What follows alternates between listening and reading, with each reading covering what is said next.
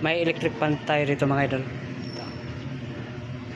Itong electric pan na to. May power na ugo nga to eh. Pag-atingin. Pero hindi lang naikot ang kanyang ingis eh.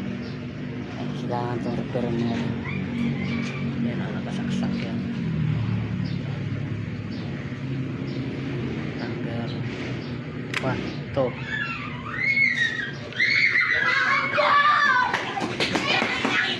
Pag hinipon natin dito, naugong siya. Naugong.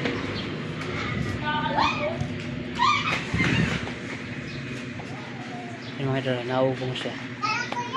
Pero hindi siya naanda. Magtuturo ko sa inyo kung paano gagawin itong ganito. Share ko sa inyo para ito kasi kalimitan na sisira sa nangyayari sa electric pan.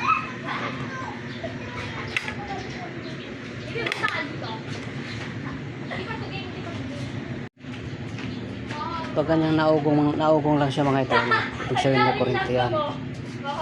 Paklasin na lang natin itong kanyang mga cover niya. Yan mga idol, nabaklas na. Kailangan natin ng langis mga idol. Ito. Tapos ating buhusan yan dyan. Yan, lagyan natin ng langis yan dyan.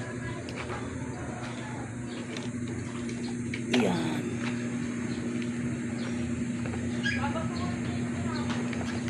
Kung wala kang langis mga idol, mantika pwede. Kasi gagawin na natin para lumuwag siya.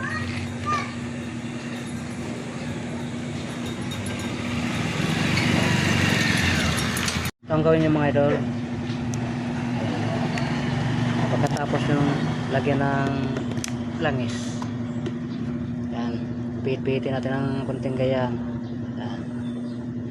Tapos isaksak natin ito. Yan. Tapos ating pindutin yung number 1. Yan. Kita natin naikot na yun. Yan. Medyo malubay na. Tapos pindutin natin number 2. Yan. Ito yan. Tapos number 3. Para palakas ng palakas. Yan. Yan, okay na. Pwede na natin ikabit ng ilisin yan. Tapos i-testing natin ulit.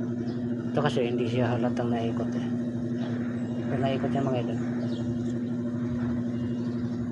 Thank you for watching. Idol, kakabit natin ng ilisi. Ang ilisi mga idol eh, pabaliktad ang kabit nito. Pabaliktad ang pihit niya. Yan. Yan mga idol, nakabit na natin yung ilisi. Testing natin. Ayan, nakasaksak na. Number 1. Oh, yun. Naga na. Number 2.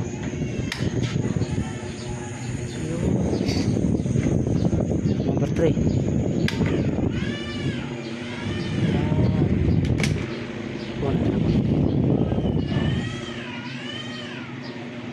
Ayos mga idol. Yun, success mga idol. Ayos ang pag-repair natin. Ganyan lang mga idol.